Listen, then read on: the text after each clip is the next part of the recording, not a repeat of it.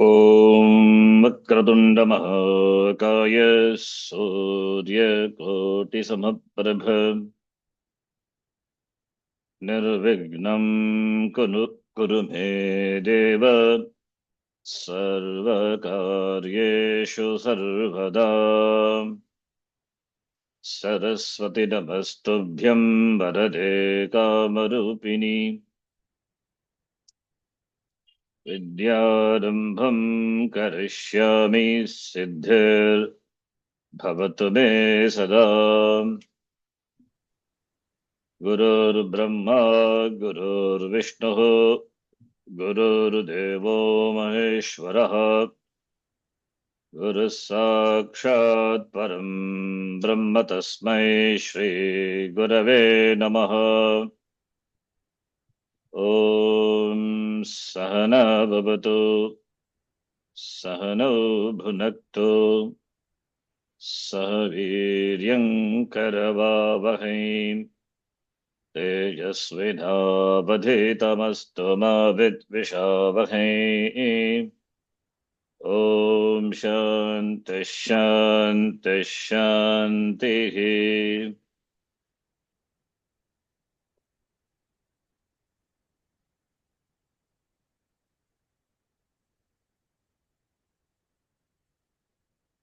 अथ द्वितीयोऽध्यायः विनियोगः। ॐ मध्यमचरित्रस्य विष्णुर्ऋषिः महालक्ष्मीर्देवता उष्णिच्छन्दः शाकम्भरी शक्तिः दुर्गा बीजं वायुस्तत्त्वं यजुर्वेदस्वरूपं श्रीमहालक्ष्मी प्रीत्यर्थे मध्यमचरित्रजपे विनियोगः। Kiran ji, Geeta ji, Shanta ji, and finally Sonali. Okay, please follow the order. Mike, it's in mute. ओम अथ द्वितीयोऽध्यायः विनियोगः। ओम मध्यमश्चरित्रस्य विष्णुर्ऋषिः महालक्ष्मीर्देवता उष्णिच्छन्दः शाकम्भरी शक्तिः दुर्गा बीजं वायुस्तत्त्वं यजुर्वेदस्वरूपं श्रीमहालक्ष्मी प्रीत्यर्थं मध्यमचरित्रजपे विनियोगः। आचार्य जी, twice we have to say? This one time is enough. Are you doing for the first time? No. First time are you?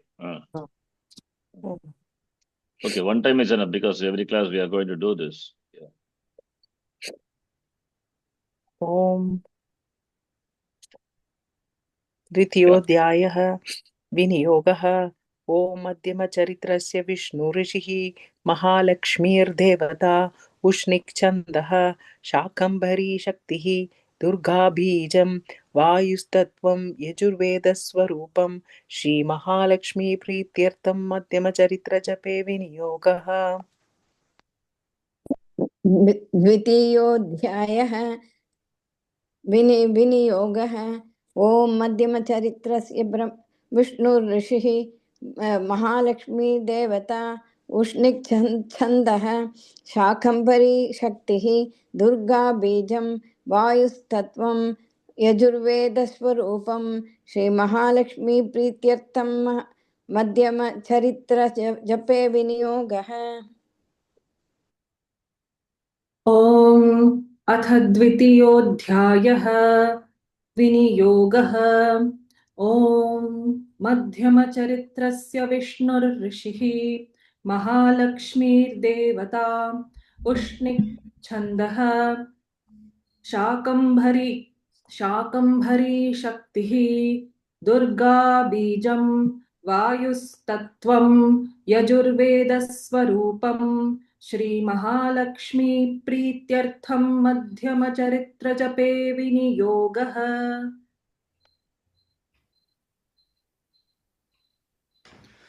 ओम अथ द्वितीयोऽध्यायः विनियोगः। ॐ मध्यमचरित्रस्य विष्णुर्ऋषिः महालक्ष्मीर्देवता उष्णिक्छन्दः शाकम्भरी शक्तिः दुर्गा बीजं वायुस्तत्त्वं यजुर्वेदस्वरूपं श्रीमहालक्ष्मीप्रीत्यर्थं मध्यमचरित्रजपे विनियोगः।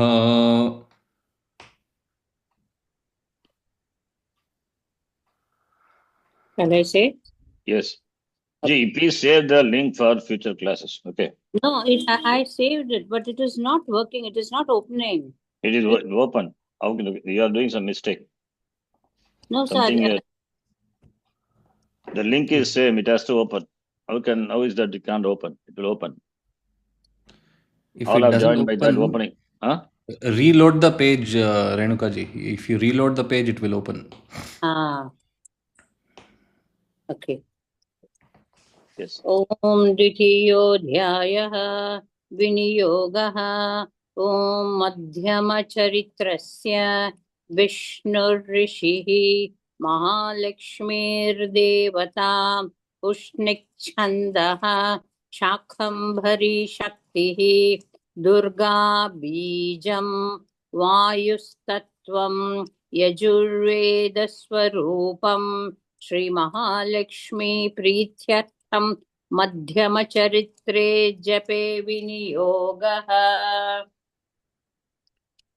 Dhyanam Om Akshastrak-parashum Gadeshu Kulisham Padmam Dhanushkundikam Dandam Shaktimasim Chacharma Jalajam Ghantam Surabhajanam Shulam Pasha Sudarshane Cha Dadhatim Hastaif Prasannanana Seve Saidibamardini Miha Mahalakshmim Sarojasthitam Om Hrim Rishiruvacha Jnanam Om Akshastra-kaparashum Gadeshu Kulisham Padmadhanushkundikam Dandam Shaktimasim Charma Jalajam Ghantam Surabhajanam Shulam Pasha Sudarshane Cha Dadatim Hastaih Prasannanam Seve Sairibha Mardini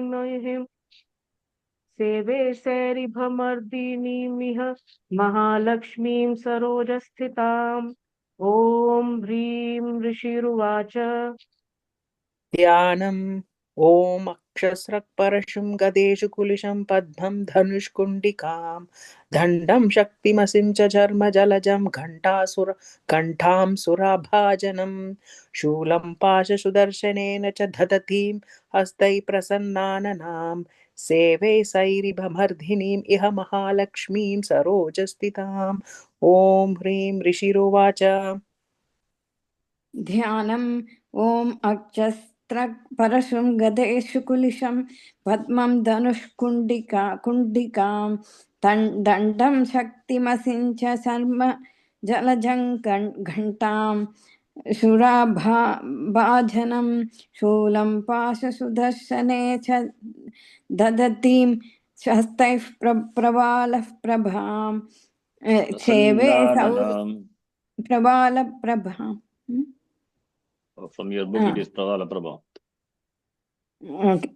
Yeah, in this Seve Sauriba Mardini Not Sauriba, Sairiba Mardini. That cannot be Sauriba. Okay. Seve Sairiba Mardini Miha Maha Malakshmim Sarojasthitam.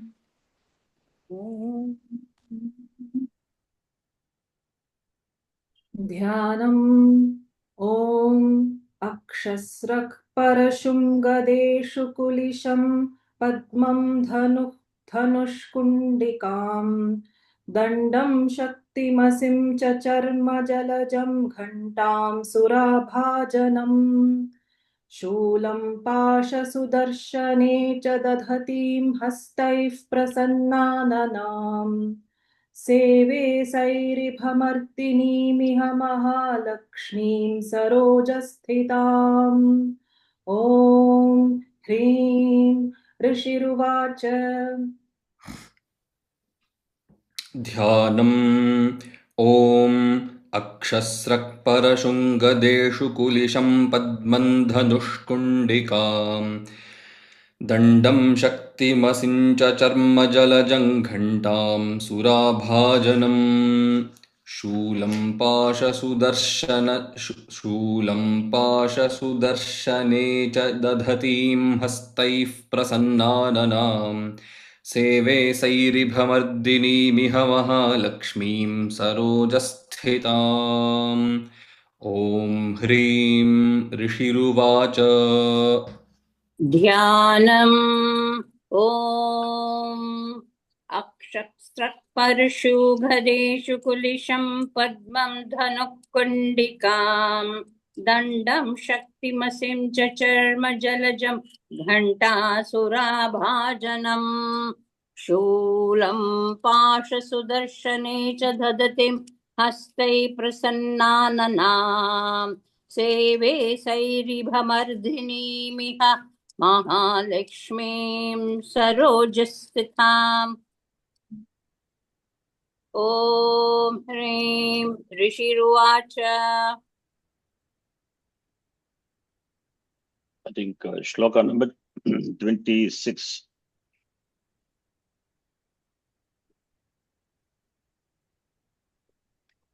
The 25 we have seen. Yeah. The 26.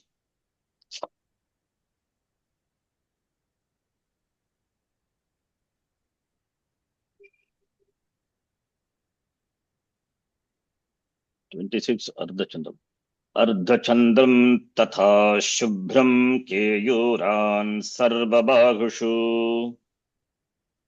अर्धचन्द्रं तथा शुभ्रं केयूरान् सर्वबाहुषु अर्धचन्द्रं तथा शुभ्रं केयूरान् सर्वबाहुषु अर्धचन्द्रं तथा शुभ्रं केयूरान् सर्वबाहुषु अर्धचन्द्रं तथा शुभ्रं केयूरान् सर्वबाहुषु अर्धचन्द्रं तथा शुभ्रं केयूरान् सर्वबाहुषु अर्धचन्द्रं तथा शुभ्रं केयूरान् सर्वबाहुषु अर्धचन्द्रं तथा शुभ्रं केयूरान् सर्वबाहुषु अर्धचन्द्रं तथा शुभ्रं केयूरान् सर्वबाहुषु अर्धचन्द्रं तथा शुभ्रं केयूरान् सर्वबाहुषु अर्धचन्द्रं तथा शुभ्रं केयूरान् सर्वबाहुषु अर्धचन्द्रं तथा शुभ्रं केयूरान् सर्वबाहुषु अर्धचन्द्रं तथा शुभ्रं केयूरान् सर्वबाहुषु नूपुरौ विमलौ तद्वद्ग्रैवेयकमनुत्तमम् नूपुरौ विमलौ तद्वत् द्वैवेयकमनु उत्तमम् नूपुरौ Not विमलौ नूपुरौ विमलौ तद्वत् ग्रैवेयकमनुत्तमम् ग्रैवेयकमनुत्तमम्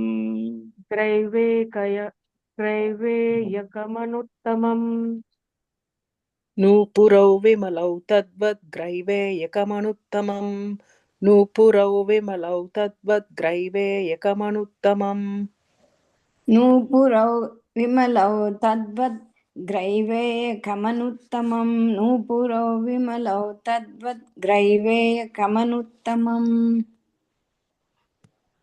नूपुरौ विमलौ तद्वद्ग्रैवेयकमनुत्तमम् नूपुरौ विमलौ तद्वद्ग्रैवेयकमनुत्तमम् नूपुरौ विमलौ तद्वद्ग्रैवेयकमनुत्तमम् नूपुरौ विमलौ तद्वद्ग्रैवेयकमनुत्तमम् नूपुरौ विमलौ तद्वद्ग्रैवेयकमनुत्तमम् नूपुरौ विमलौ तद्वद्ग्रैवेयकमनुत्तमम् अर्धचन्द्रं तथा शुभ्रं केयूरान् सर्वबाहुषु नूपुरौ विमलौ तद्वद्ग्रैवेयकमनुत्तमम्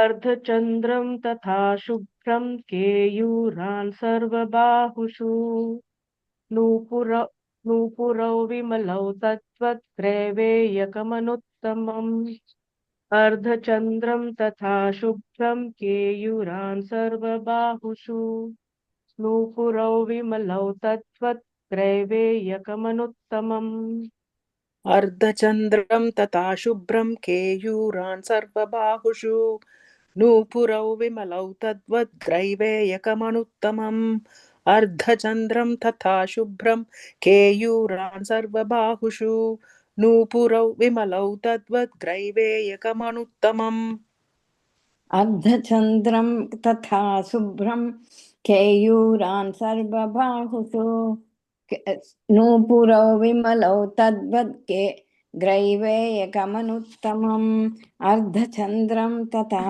शुभ्रं केयूरान् सर्वबाहुषु नूपुरौ विमलौ तद्वत् ग्रैवेयकमनुत्तमम् अर्धचन्द्रं तथा शुभ्रं केयूरान् सर्वबाहुषु नूपुरौ विमलौ तद्वद्ग्रैवेयकमनुत्तमम् अर्धचन्द्रं तथा शुभ्रं केयूरान् सर्वबाहुषु नूपुरौ विमलौ तद्वद्ग्रैवेयकमनुत्तमम् अर्धचन्द्रं तथा शुभ्रं केयूरान् सर्वबाहुषु नूपुरौ विमलौ तद्वद्ग्रैवेयकमनुत्तमम् अर्धचन्द्रं तथा शुभ्रं केयूरान् सर्वबाहुषु नूपुरौ विमलौ तद्वद्ग्रैवेयकमनुत्तमम्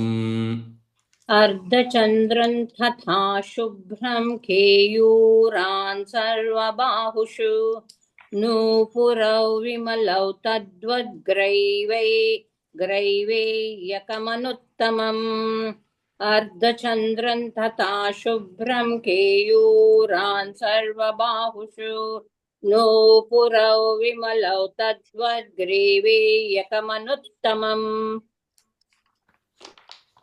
अङ्गुलीयकरत्नानि समस्तास्वाङ्गुलीषु च अङ्गुलीयकरत्तानि समस्तास्वङ्गुलीषु च समस्तास्वङ्गुलीषु च समस्तास्वङ्गुलीषु च अङ्गुलीयः करत्तानि समस्तास्वङ्गुलीषु च अङ्गुलीयकरत्नानि समस्तास्वङ्गुलीषु च अङ्गुलीयकरत्नानि समस्तास्वङ्गुलीषु च अङ्गुलीयकरत्नानि समस्तास्वङ्गुलीषु च अङ्गुलीयकरत्नानि समस्तास्वङ्गुलीषु च अङ्गुलीयकरत्नानि समस्तास्वङ्गुलीषु च अङ्गुलीयकरत्नानि समस्तास्वङ्गुलीषु च अङ्गुलीयकरत्नानि समस्तास्वङ्गुलीषु च अङ्गुलीयकरत्नानि समस्तास्वङ्गुलीषु च अङ्गुलीयकरत्नानि समस्तास्वङ्गुलीषु च अङ्गुलीयकरत्नानि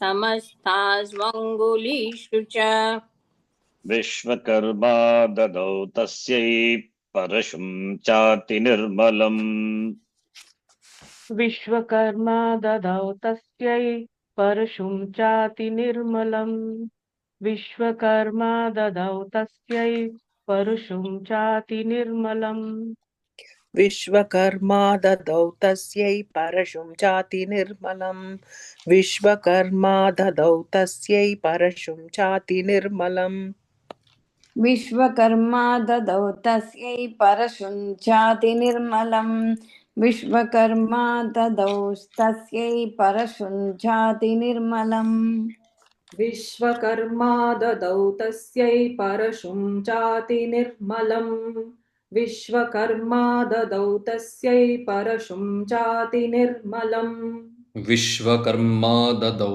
तस्यै परशुञ्चाति निर्मलम् विश्वकर्मा ददौ तस्यै परशुञ्चाति निर्मलम् विश्वकर्मा ददौ तस्यै परशुञ्चाति निर्मलम् विश्वकर्मा ददौ तस्यै परशुञ्चाति निर्मलम् अङ्गुलीयकरत्नानि समस्तास्वङ्गुलीषु च विश्वकर्मा ददौ तस्यै परशुं चाति निर्मलम् अङ्गुलीयकरत्नानि समस्तास्वङ्गुलीषु च विश्वकर्मा ददौ तस्यै परशुं चाति निर्मलम् अङ्गुलीयकरत्नानि समस्तास्वङ्गुलीषु च विश्वकर्मा ददौ तस्यै परशुं चाति निर्मलम्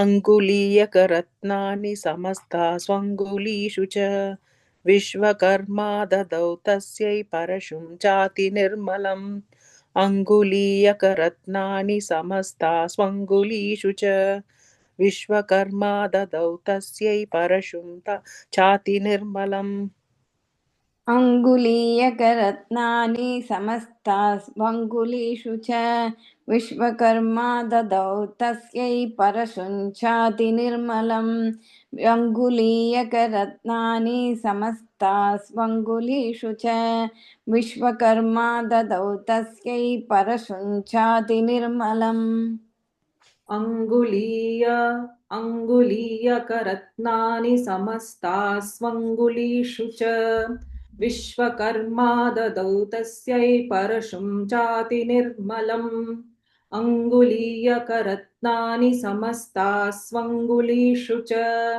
विश्वकर्मा ददौ तस्यै परशुं चाति निर्मलम् अङ्गुलीयकरत्नानि समस्तास्वङ्गुलीषु च विश्वकर्मा ददौ तस्यै परशुञ्चाति निर्मलम् अङ्गुलीयकरत्नानि समस्तास्वङ्गुलीषु च विश्वकर्मा ददौ तस्यै परशुञ्चाति निर्मलम् अङ्गुलीयकरत्नानि समस्तास्वङ्गुलीषु च विश्वकर्मा ददौ तस्यै परशुञ्चाति निर्मलम् अङ्गुलीयकरत्नानि समस्तास्वङ्गुलीषु च विश्वकर्मा ददौ तस्यै परशुञ्चाति निर्मलम्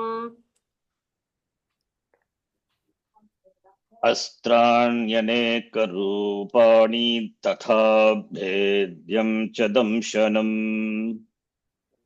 अस्त्राण्यनेकरूपाणि तथा भेद्यं च दंशनम् अस्त्राण्यनेकरूपाणि तथा भेद्यं च दंशनम् अस्त्राण्यनेकरूपाणि तथा भेद्यं च दंशनम् अस्त्राण्यनेकरूपाणि तथा भेद्यं च दंशनम् अस्त्राण्यनेकरूपाणि तथा भेद्यं च दंशनम् अस्त्राण्यनेकरूपाणि तथो भेद्यं च दंशनम् तथा भेद्यं च तथा अस्त्राण्यनेकरूपाणि तथा भेद्यं च दंशनम् अस्त्राण्यनेकरूपाणि तथा भेद्यं च दंशनम्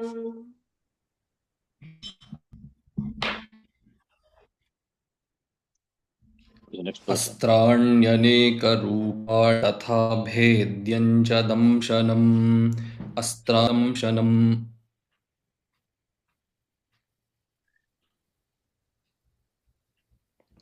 Yes. Am I audible, Sharan? No, Yeah. no. No, it's okay. That's also cuts in between. You chant once again.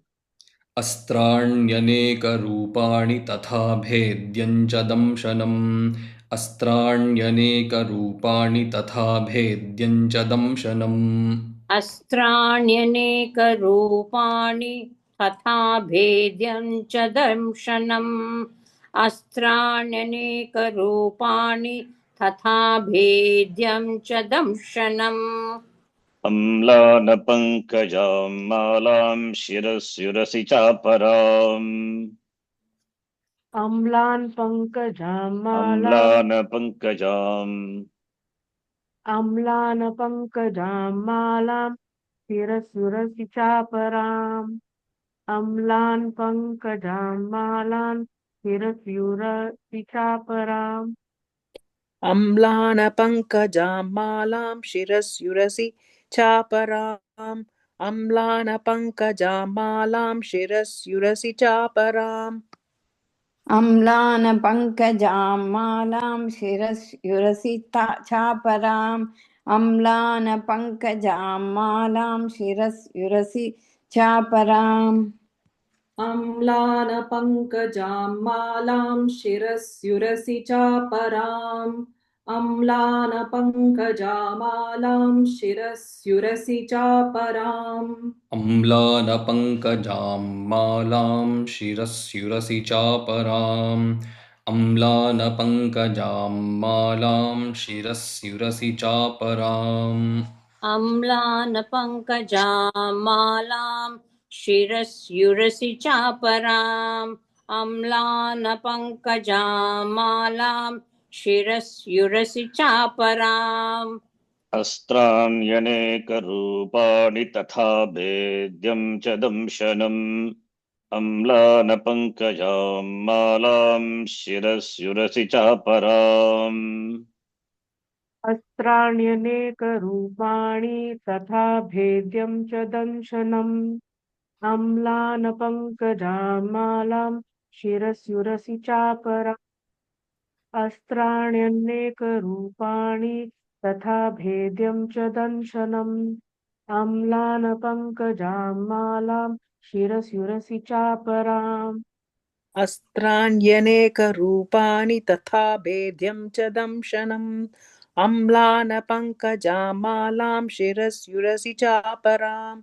अस्त्राण्यनेकरूपाणि तथा भेदं च दंशनम् अम्लानपङ्कजामालां शिरस्युरसि चापराम् अस्त्राण्यनेकरूपाणि तथा भेद्यं च दंशनम् अम्लानपङ्कजामालां शिरस्युरसि चापराम् अस्त्राण्यनेकरूपाणि तथा भेद्यं च दंशनम् अम्लानपङ्कजामालां शिरस्युरसि चापराम्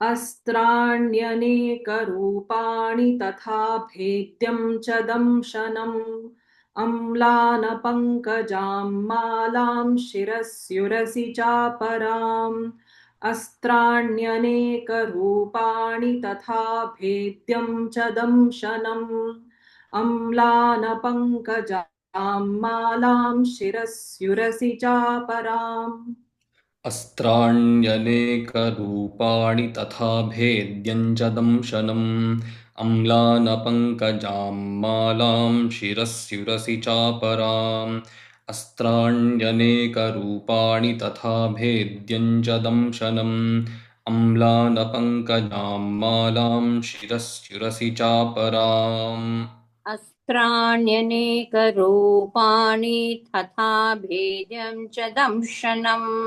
अम्लानपङ्कजामालां शिरस्युरसि चापराम् अस्त्राण्यनेकरूपाणि तथा भेद्यं च दंशनम् अम्लानपङ्कजामालां शिरस्युरसि चापराम् अदधज्ज्वलधिस्तस्यै पङ्कजं चातिशोभनम् अधज्जलस्थितस्यै पङ्कजं च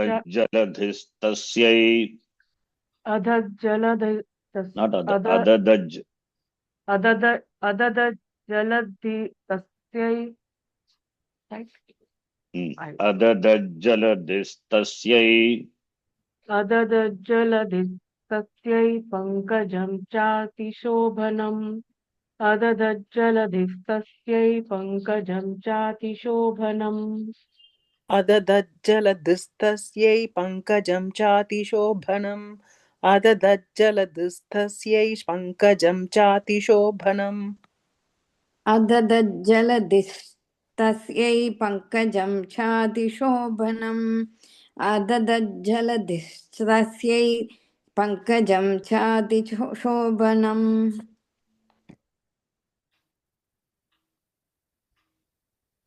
अददज्जलधिस्तस्यै पङ्कजं चातिशोभनम् अददज्जलधिस्तस्यै पङ्कजं चातिशोभनम् अददज्जलधिस्तस्यै पङ्कजं चातिशोभनम् अददज्जलधिस्तस्यै पङ्कजं चातिशोभनम् अददज्जलधस्तस्यै पङ्कजं चातिशोभनम् अददज्जलधस्तस्यै पङ्कजं चातिशोभनम् हिमवान् वाहनं सिंहं रत्नानि विविधानि च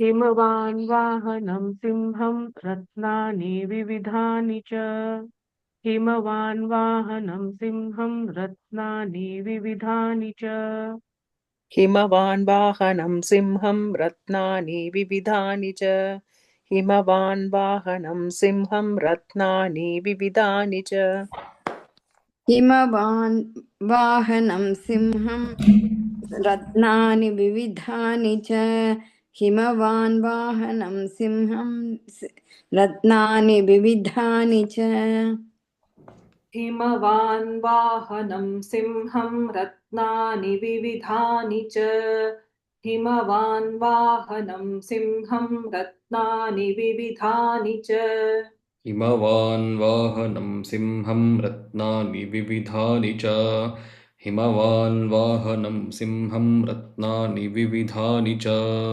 हिमवान् वाहनं सिंहं रत्नानि विविधानि च हिमवान् वाहनं सिंहं रत्नानि विविधानि च अददज्जलधिस्तस्यै पङ्कजं चातिशोभनम् हिमवान् वाहनं सिंहं रत्नानि विविधानि च अददज्जलधिस्तस्यै पङ्कजं चातिशोभनम् हिमवान् वाहनं सिंहं रत्नानि विविधानि च अददज्जलधिस्तस्यै पङ्कजं चातिशोभनम् हिमवान् वाहनं सिंहं रत्नानि विविधानि च अददज्जलधिस्तस्यै पङ्कजं चातिशोभनम् हिमवान् वाहनं सिंहं रत्नानि विविधानि च अददज्जलधिस्तस्यै पङ्कजं चातिशोभनम् हिमवान् वाहनं सिंहं रत्नानि विविधानि च अददज्जलधिस्तस्यै पङ्कजं चातिशोभनम् हिमवान् वाहनं सिंहं रत्नानि विविधानि च अददज्जलधिस्तस्यै पङ्कजं चातिशोभनम् हिमवान् वाहनं सिंहं रत्नानि विविधानि च अददज्जलधिस्तस्यै पङ्कजं चातिशोभनम् हिमवान् वाहनं सिंहं रत्नानि विविधानि च अददज्जलधिस्तस्यै पङ्कजं चातिशोभनम् हिमवान् वाहनं सिंहं रत्नानि विविधानि च अददज्जलधिस्तस्यै पङ्कजं चातिशोभनम् हिमवान् वाहनं सिंहं रत्नानि विविधानि च अददज्जलधिस्तस्यै पङ्कजं चातिशोभनम् हिमवान् वाहनं सिंहं रत्नानि विविधानि च अददज्जलधस्तस्यै पङ्कजं चातिशोभनम् हिमवान् वाहनं सिंहं रत्नानि विविधानि च अददज्जलधस्तस्यै तस्यै पङ्कजं चातिशोभनं हिमवान् वाहनं सिंहं रत्नानि विविधानि च ददावशून्यं सुरया पानपत्रं धनाधिपः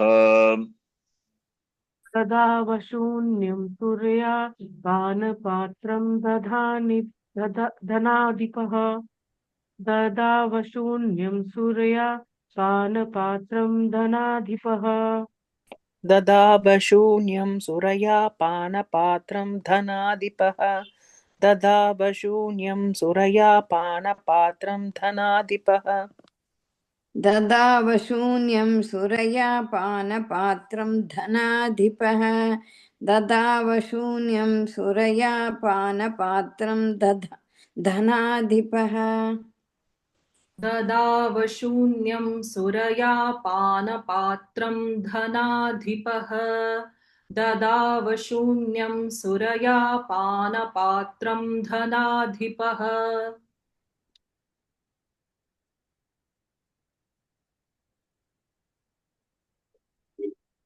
is the next person.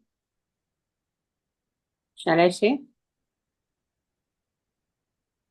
Oh, I said the whole, but I was muted. ददावशून्यं सुरया पानपात्रं धनाधिपः ददावशून्यं सुरया पानपात्रं धनाधिपः ददावशून्यं सुरया पानपात्रं धनाधिपः ददावशून्यं सुरया पानपात्रं धनाधिपः शेषश्च सर्वनागेशो महामणिविभूषितम् शेषेश्च सर्वनागेषु शेषश्च not शेषे शेषश्च सर्वनागेषु महामणिविभूषितम् शेषश्च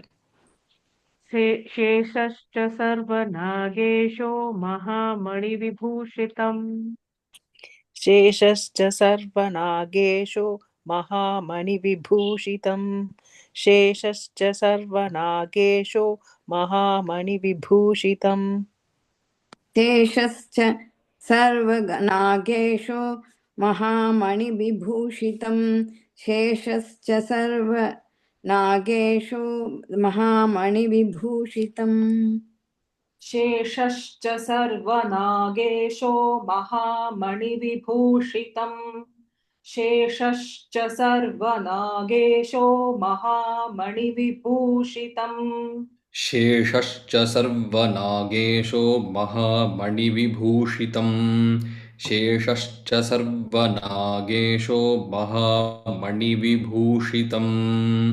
शेषश्च सर्वनागेषु महामणिविभूषितम् शेषश्च सर्वनागेषु महामणिविभूषितम् नाहः okay ददावशून्यं सुरया पानपत्रं धनाधिपः शेषश्च सर्वनागेशो महामणिविभूषितम्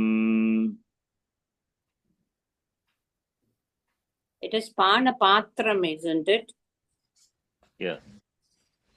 तदावशून्यं सुरया पानपात्रं दधानिपः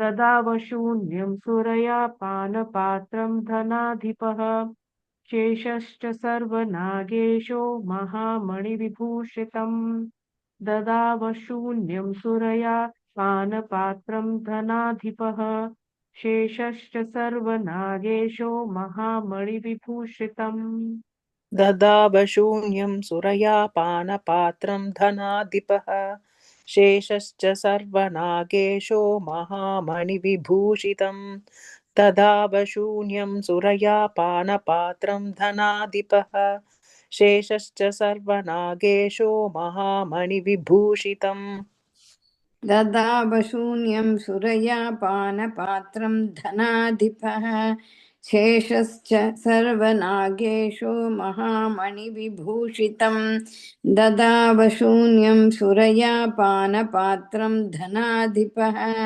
शेषश्च सर्वनागेषु महामणिविभूषितम् ददावशून्यं सुरया पानपात्रं धनाधिपः शेषश्च सर्वनागेशो महामणिविभूषितं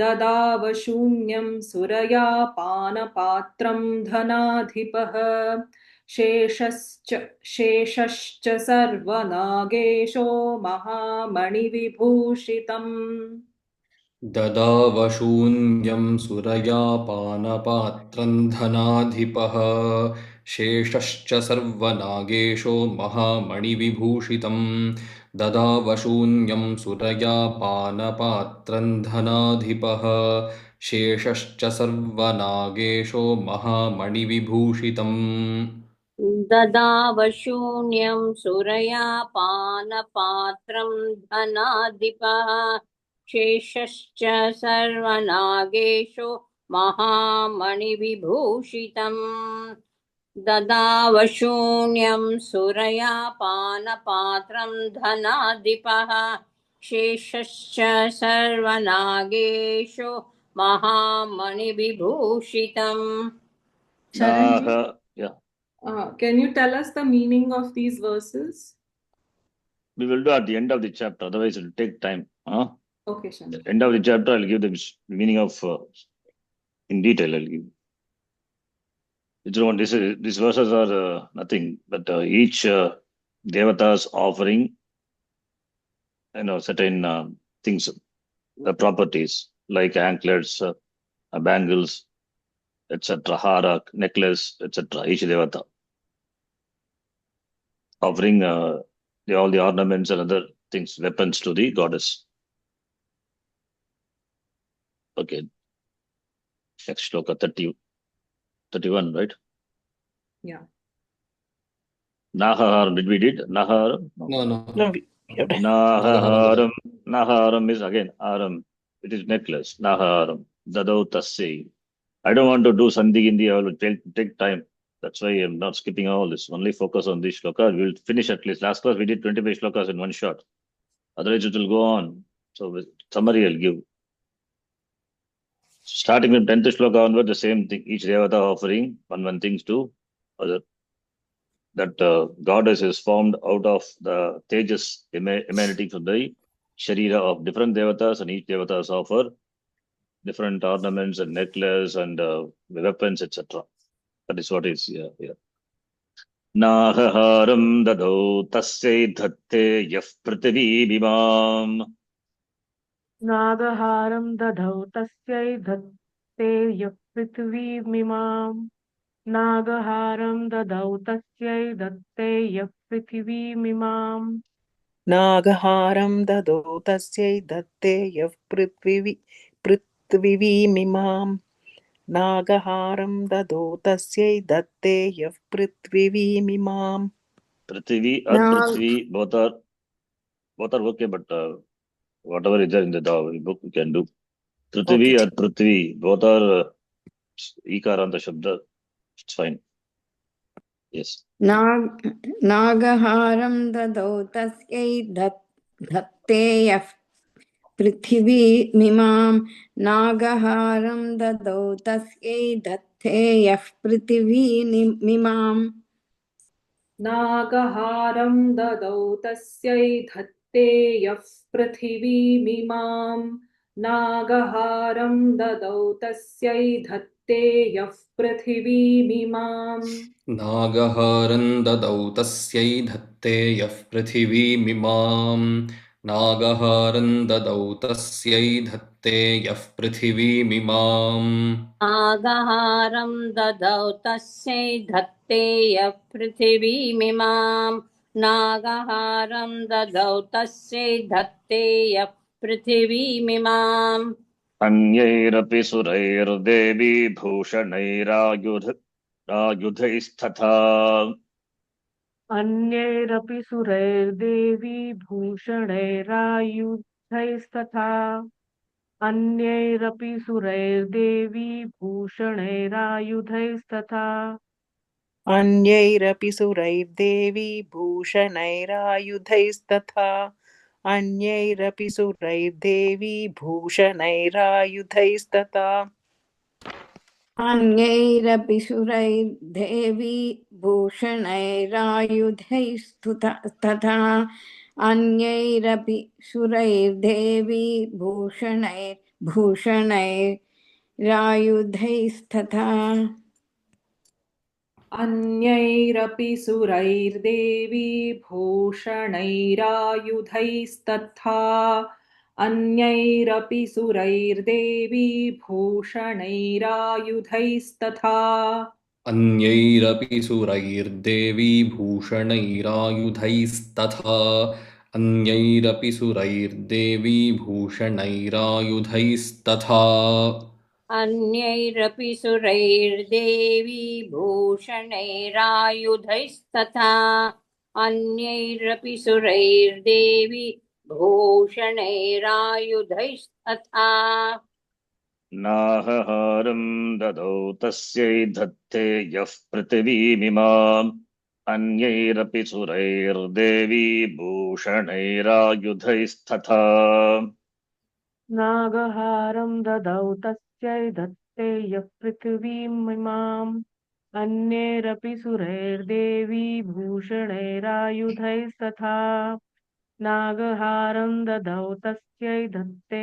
यः पृथिवीमिमाम् अन्यैरपि सुरैर्देवी भूषणैरायुधैस्तथा नागहारं ददौ तस्यै दत्ते यः पृथिवीमिमाम् अन्यैरपि सुरैर्देवी भूषणैरायुधैस्तथा नागहारं ददौ तस्यै दत्ते यः पृथिवीमिमाम् अन्यैरपि सुरैर्देवी भूषणैरायुधैस्तथा नागहारं ददौ तस्यै दत्तेय पृथिवीमिमाम् अन्यैरपि सुरैर्देवी भूषणैरायुधैस्तथा नागहारं ददौ तस्यै दत्तेयः पृथिवीमिमाम् अन्यैरपि सुरैर्देवी भूषणैरायुधैस्तथा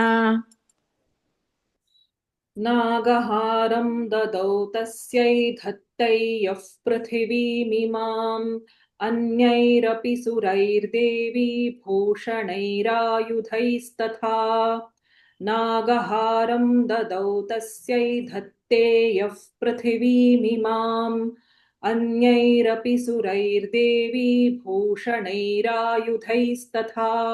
नागहारं ददौ तस्यै धत्ते यः पृथिवीमिमाम् अन्यैरपि सुरैर्देवी भूषणैरायुधैस्तथा नागहारं ददौ तस्यै धत्ते यः पृथिवीमिमाम् अन्यैरपि सुरैर्देवी भूषणैरायुधैस्तथा नागहारं ददौ तस्यै दत्ते यः पृथिवीमिमाम् अन्यैरपि सुरैर्देवी भूषणैरायुधैस्तथा नागहारं ददौ तस्यै दत्ते यः पृथिवीमिमाम् अन्यैरपि सुरैर्देवी भूषणैरायुधैस्तथा सम्मानिता ननादोच्चैः साट्टहासं मुहुर्मुहुः सम्मानिताननादोच्चैः साट्टहासं मुहुर्मुहुः सम्मानिताननादोच्चैः साट्टहासं मुहुर्मुहुः सम्मानिता ननादोचै साटहासं मुहुर्मुहुः सम्मानिता ननादोचै साटहासं मुहुर्मुहुः सम्मानिताननादोच्चैः शाटहासं मुहुर्मुहुः सम्मानिताननादोच्चैः शाटहारं हासं मुहुर्मुहुः सम्मानिता ननादोच्चैः साट्टहासं मुहुर्मुहुः सम्मानिता ननादोच्चैः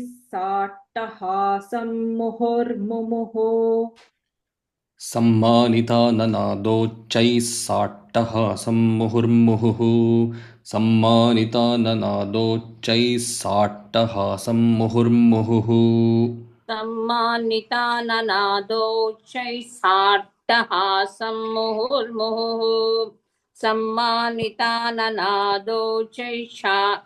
सम्मानिताननादोच्चैस्साट्टहासं मुहुर्मुहुः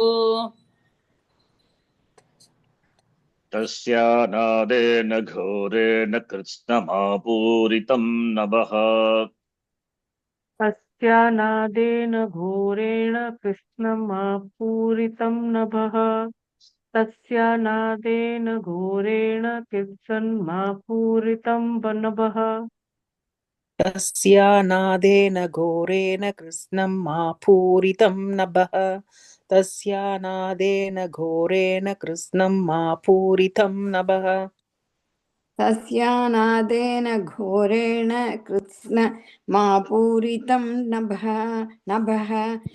तस्यानादेन घोरेण कृत्स्नमापूरितं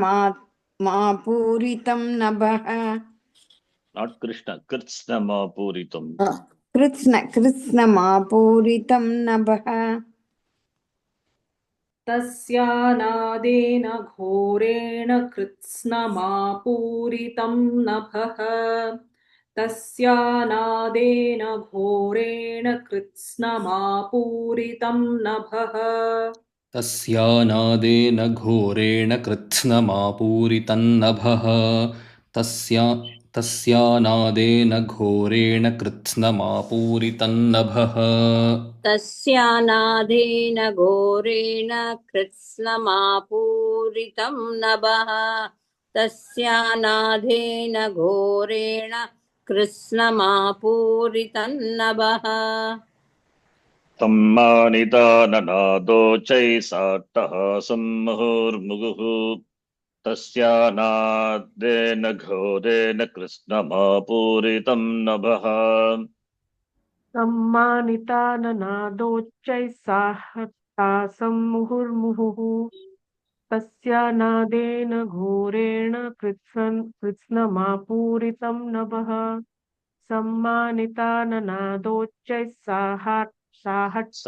साट्टहासं साट्टहासं मुहुर्मुहुः तस्यानादेन घोरेण कृत्स्नमापूरितं नभः सम्मानिताननादोचैस्साट्टहासं मुहुर्मुहुः तस्यानादेन घोरेण कृत्स्नं मापूरितं नभः सम्मानिताननादोचैस्साट्टहासं मुहुर्मुहुः तस्यानादेन घोरेण कृत्स्नं मापूरितं नभः सम्मानिताननादोच्चैस्साट्टहासं मुहुर्मुहुः तस्यानादेन घोरेण कृत्स्नमापूरितं नभः सम्मानिताननादोच्चैस्साट्टहासं मुहुर्मुहुः तस्यानादेन घोरेण कृत्स्नमापूरितं नभः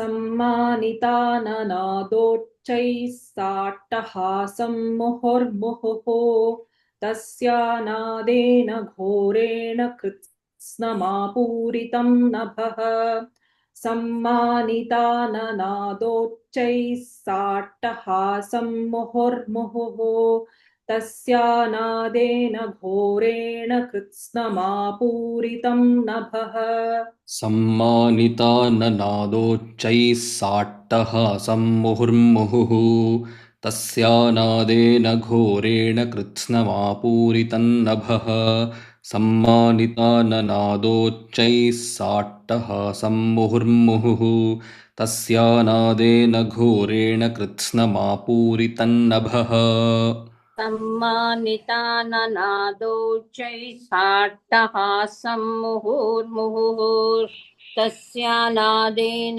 घोरेण कृष्णमापूरितं नभः सम्मानिताननादोच्चैस्साट्टहासं मुहुर्मुहुः तस्यानादेन घोरेण कृष्णमापूरितं नभः अमायताति महता प्रतिशब्दो महानभूत् अमायताति महता प्रतिशब्दो महानभूत् अमायताति महता प्रतिशब्दो महानभूत् अमायताति महता प्रतिशब्दो महानभूत् अमायताति महता प्रतिशब्दो महानभूत् अमायताति महता शब्दो महानभूत् अमायताति महता प्रतिशब्दो महानभूत्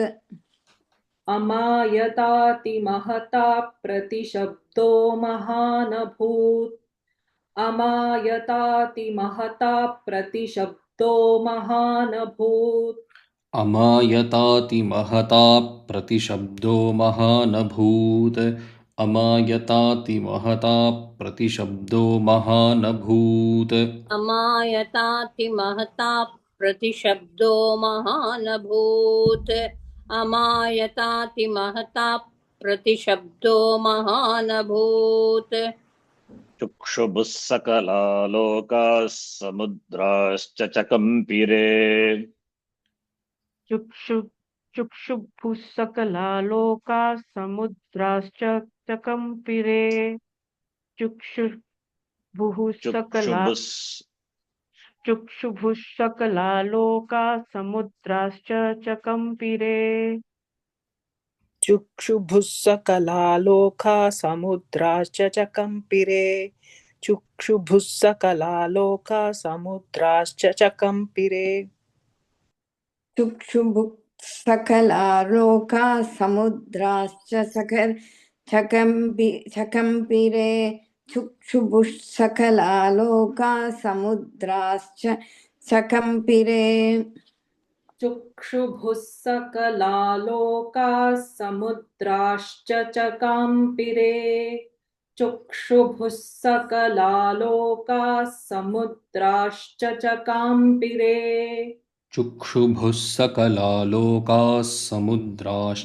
कम्पिरे चुक्षुभुः सकलालोकाः समुद्राश्च च कम्पिरे चुक्षुभुः सकलालोकाः समुद्राश्च च कम्पिरे चुक्षुभुः सकलालोकाः समुद्राश्च च कम्पिरे अमायताति महता प्रतिशब्दो महानभूत् चुक्षुभुः सकलालोकाः समुद्राश्च च कम्पिरे अमायताति महता प्रतिशब्दो महानभूत् चुक्षुभुः सकलालोकाः समुद्राश्च च कम्पिरे अमायताति महता प्रतिशब्दो महानभूत् चुक्षुभुः सकलालोकाः समुद्रश्च च कम्पिरे अमायताति महता प्रतिशब्दो महानभूत् चुक्षुभुः सकलालोका समुद्राश्च च कम्पिरे अमायताति महता प्रतिशब्दो महानभूत् चुक्षुभुः सकलालोका समुद्राश्च च कम्पिरे अमायताति महता प्रतिशब्दो महानभूत् चुक्षुभुः सकलालोकाः समुद्राश्च च कम्पिरे अमायताति महता प्रतिशब्दो महानभूत् चुक्षुभुः सकलालोकाः समुद्राश्च च कम्पिरे अमायताति महता प्रतिशब्दो महानभूत् चुक्षुभुः सकलालोकाः समुद्राश्च च कम्पिरे अमायताति महता प्रतिशब्दो महानभूत् चुक्षुभुः सकलालोकाः समुद्राश्च च कम्पिरे अमायताति महता प्रतिशब्दो महानभूत् चुक्षुभुः सकलालोकाः समुद्राश्च च कम्पिरे अमायताति महता प्रतिशब्दो महानभूत् चुक्षुभुः सकलालोकाः समुद्राश्च च कम्पिरे अमायतातिमहता प्रतिशब्दो महानभूत् चक्षुभुः सकलालोका समुद्राश्च च कम्पिरे अमायतातिमहता प्रतिशब्दो महानभूत् चक्षुभुः सकलालोका समुद्राश्च च कम्पिरे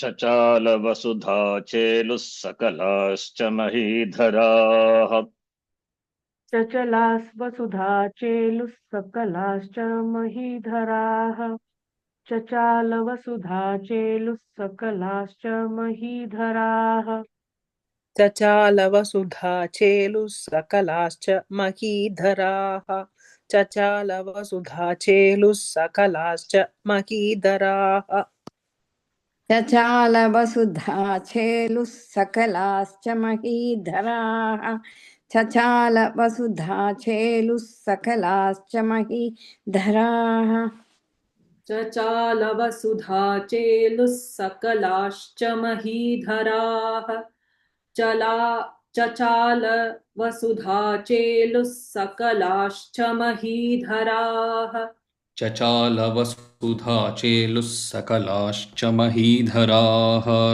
चचालवसुधा चेलुः सकलाश्च महीधराः चचालवसुधा चेलुः सकलाश्च महीधराः चचालवसुधा चेलुः सकलाश्च महीधराः जयेति देवाश्च मुदा तामूचुः सिंहवाहिनीम् जयेति देवाश्च मुदा तामूचुः सिंहवाहिनीम् जयेति देवाश्च मुदा तामूचुः सिंहवाहिनीम् जयेति देवाश्च मुदा तामूचुः सिंहवाहिनीम् जयेति देवाश्च मुदा तामूचुः सिंहवाहिनीम् जयेति देवाश्च मुदा तामूचुः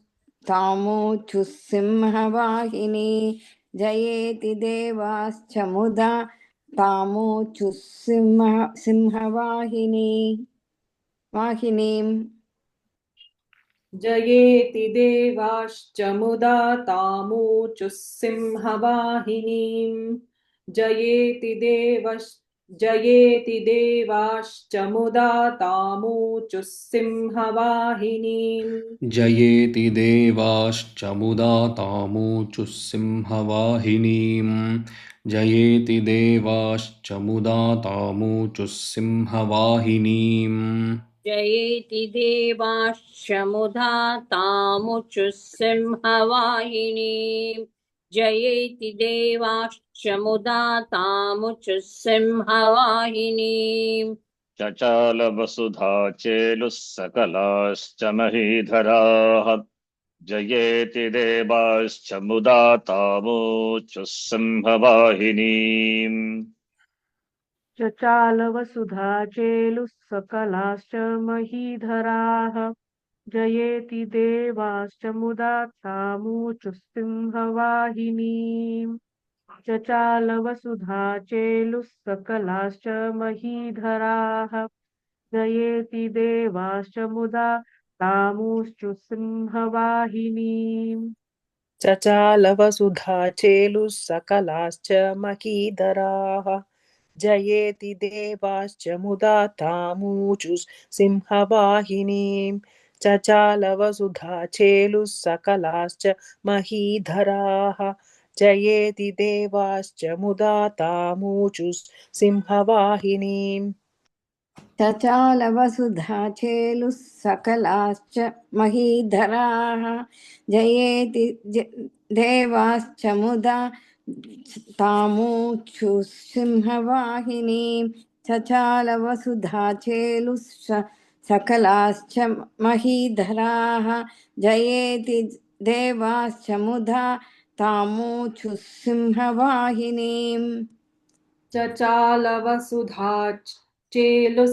सकलाश्च महीधराः जयेति देवाश्च मुदा तामूचुः सिंहवाहिनीम् चचालवसुधा चेलुः सकलाश्च महीधराः जयेति देवाश्च मुदा तामोचुः सिंहवाहिनीम् चचालवसुधा चेलुः सकलाश्च महीधराः जयेति देवाश्च मुदा तामूचुः सिंहवाहिनीम् चचालवसुधा चेलुः सकलाश्च महीधराः जयेति देवाश्च मुदा तामूचुः सिंहवाहिनीम् चचालवसुधा चेलुः सकलाश्च महीधराः जयेति देवाश्च मुदा तामुचुः सिंहवाहिनीम् चचालवसुधा चेलुः सकलाश्च महीधराः जयेति देवाश्च मुदा तामुचुः सिंहवाहिनीम् Charanji, Yeah. is it dharaha or dharah? Mahidaraha.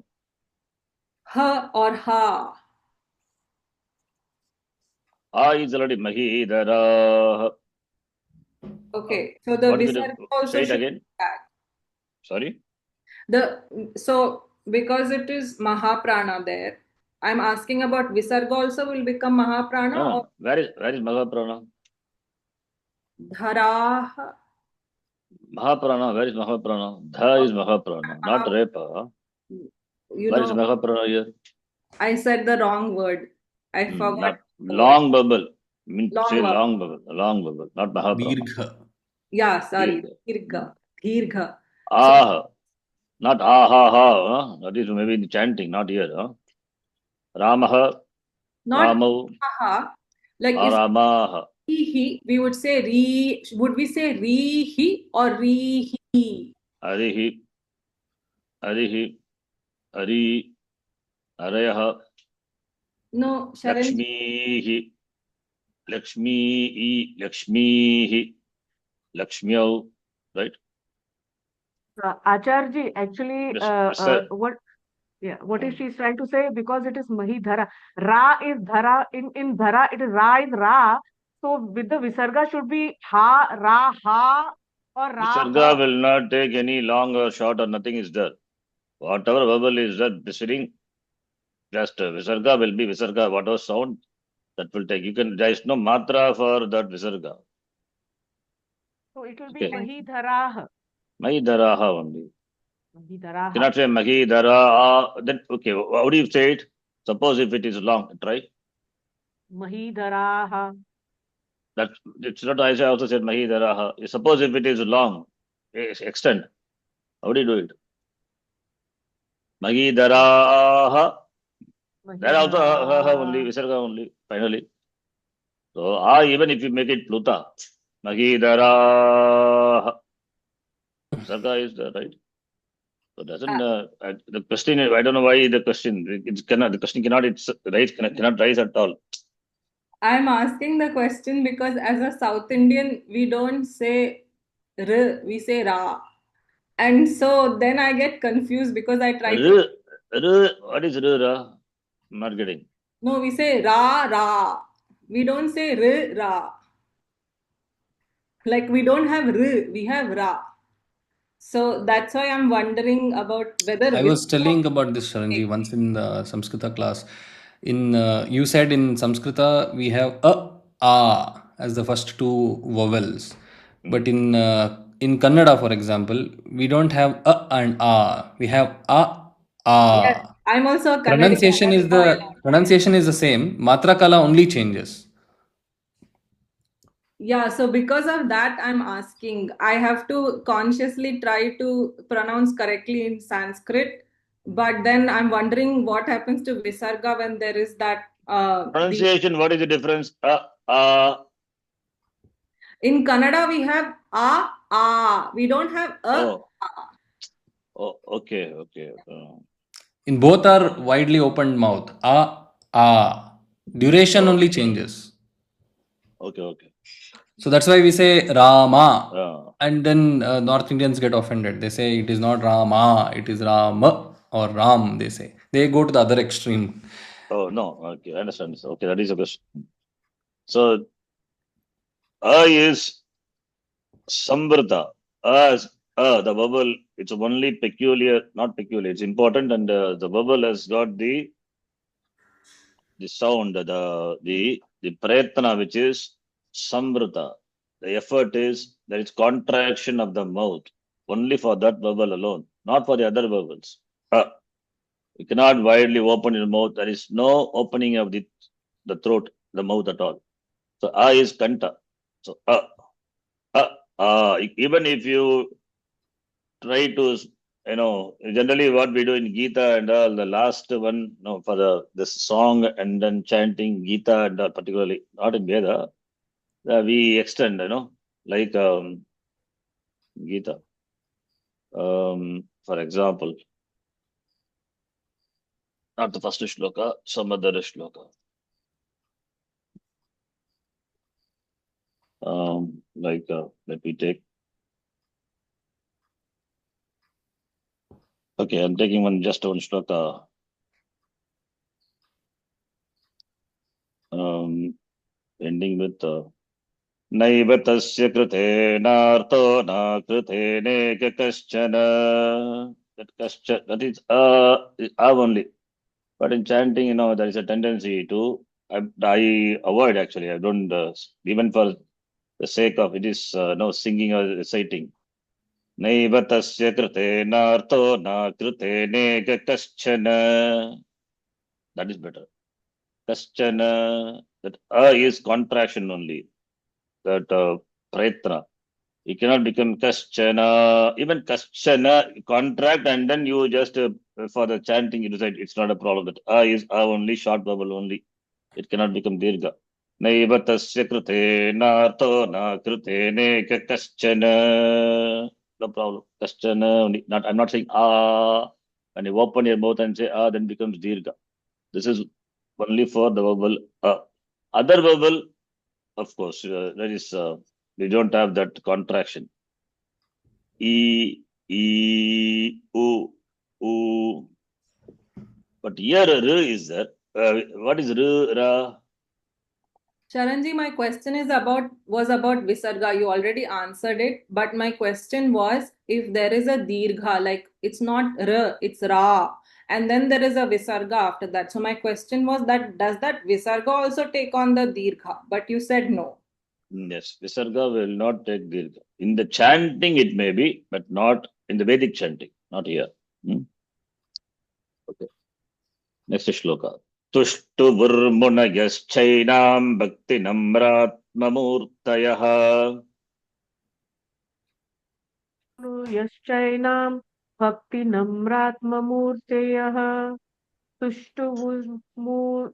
Munayaschainam तुष्टुमुनयश्चैनां भक्ति नम्रात्ममूर्तयः तुष्टुवुर्मुणयश्चैना भक्तिनम्रात्ममूर्तयः तुष्टुवुर्मुणयश्चैना भक्तिनम्रात्ममूर्तयः तुष्टुवुर्मुनयश्चैनां भक्तिनम्रात्ममूर्तयः तुष्टुवुर्मुनयश्चैनां भक्तिनम्रात्ममूर्तयः तुष्टुवुर्मुनयश्चैनां भक्तिनम्रात्ममूर्तयः तुष्टुवुर्मुनयश्चैनां भक्तिनम्रात्ममूर्तयः तुष्टुवुर्मुनयश्चैनां भक्तिनम्रात्ममूर्तयः तुष्टुवुर्मुनयश्चैनां भक्तिनम्रात्ममूर्तयः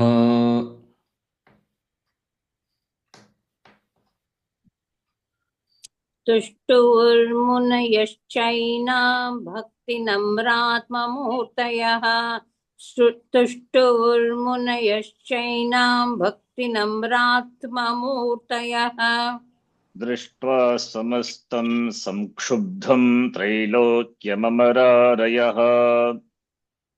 दृष्ट्वा समस्तं संक्षुब्धं संक्षुब्धं त्रैलोक्यममरायरः ममरारयः. त्रैलोक्यममरारयः दृष्ट्वा समस्तं संक्षुब्धं त्रैलोक्यममरारयः दृष्ट्वा समस्तं संक्षुब्धं त्रैलोक्यममरारयः दृष्ट्वा समस्तं संक्षुब्धं त्रैलोक्यममरारयः दृष्ट्वा समस्तं संक्षुब्धं त्रैलोक्यममरारयः दृष्ट्वा समस्तं संक्षुब्धं त्रैलोक्यममरारयः दृष्ट्वा समस्तं संक्षुब्धं त्रैलोक्यममरारयः दृष्ट्वा समस्तं संक्षुब्धं त्रैलोक्यममरारयः दृष्ट्वा समस्तं संक्षुब्धं त्रैलोक्यममरारयः दृष्ट्वा समस्तं संक्षुब्धं त्रैलोक्यममरारयः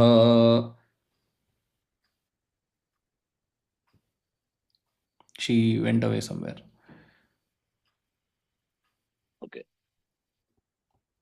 பால்காரன் வந்துட்டார் அதுக்குள்ள. Yes, I'm sorry. பால் காய்ச்சி காஃபி சாப்பிடுவாங்க நீங்க. संक्षुब्धं त्रैलोक्यममरारयः दृष्ट्वा समस्तं संक्षुब्धं त्रैलोक्यममरारयः तुष्टुवुर्मुनयश्चैनां भक्तिनम्रात्ममूर्तयः दृष्ट्वा समस्तं संक्षुब्धं त्रैलोक्यममरारयः पुष्टुर्मुनुयश्चैनां भक्तिनम्रात्ममूर्तयः मुनयश्चैनम् all who that munuyश्चैनम् no that munayश्चैनम् तुष्टुर्मुनयश्चैनां भक्तिनम्रात्ममूर्तयः दृष्ट्वा समस्तं संक्षुब्धं त्रैलोक्यममरारयः तुष्टुर्मुनयश्चैन भक्तिनम्रात्ममूर्तयः दृष्ट्वा समस्तं संक्षुब्धं त्रैलोक्यममरारयः तुष्टुवुर्मुनयश्चैनां भक्तिनम्रात्ममूर्तयः दृष्ट्वा समस्तं संक्षुब्धं त्रैलोक्यममरारयः तुष्टुवुर्मुनयश्चैनां भक्तिनम्रात्ममूर्तयः दृष्ट्वा समस्तं संक्षुब्धं त्रैलोक्यममरारयः तुष्टुवुर्मुनयश्चैनां भक्तिनम्रात्ममूर्तयः दृष्ट्वा समस्तं संक्षुब्धं त्रैलोक्यममरारयः तुष्टुवुर्मुनयश्चैनां भक्तिनम्रात्ममूर्तयः दृष्ट्वा समस्तं संक्षुब्धं त्रैलोक्यममरारयः तुष्टुवुर्मुनयश्चैनां भक्तिनम्रात्ममूर्तयः दृष्ट्वा समस्तं संक्षुब्धं त्रैलोक्यममरारयः तुष्टुवुर्मुनयश्चैनां भक्तिनम्रात्ममूर्तयः दृष्ट्वा समस्तं संक्षुब्धं त्रैलोक्यममरारयः तुष्टुवुर्मुनयश्चैनां भक्तिनम्रात्ममूर्तयः दृष्ट्वा समस्तं संक्षुब्धं त्रैलोक्यममरारयः तुष्टुवुर्मुनयश्चैनां भक्तिनम्रात्ममूर्तयः दृष्ट्वा समस्तं संक्षुब्धं त्रैलोक्यममरारयः तुष्टुवुर्मुनयश्चैनां भक्तिनम्रात्ममूर्तयः दृष्ट्वा समस्तं संक्षुब्धं त्रैलोक्यममरारयः तुष्टुवुर्मुनयश्चैनां भक्तिनम्रात्ममूर्तयः दृष्ट्वा समस्तं संक्षुब्धं त्रैलोक्यममरारयः Okay, we'll stop here. 35. ॐ पूर्णमदः पूर्णमिदं पूर्णात् पूर्णमुदच्यते पूर्णस्य पूर्णमादाय पूर्णमेवावशिष्यते ॐ शान्तिः शान्तिः शान्तिः हरिः ॐ श्रीगुरुभ्यो नमः हरिः ॐ यदक्षरपदभ्रष्टं मात्राहीनं तु यद्भवेत् तत्सर्वं क्षम्यतां देवी प्रसीद परमेश्वरी विसर्गबिन्दुमात्राणि पदपादाक्षराणि च न्यूनानि चातिरिक्तानि क्षमस्व परमेश्वरी ॐ तत्सत् सर्वं ब्रह्मार्पणमस्तु धन्यवादः धन्यवादः धन्यवादः धन्यवादः आचार्य हरि ओम् धन्यवादः आचार्य धन्यवाद शरण जी। हरि ओम।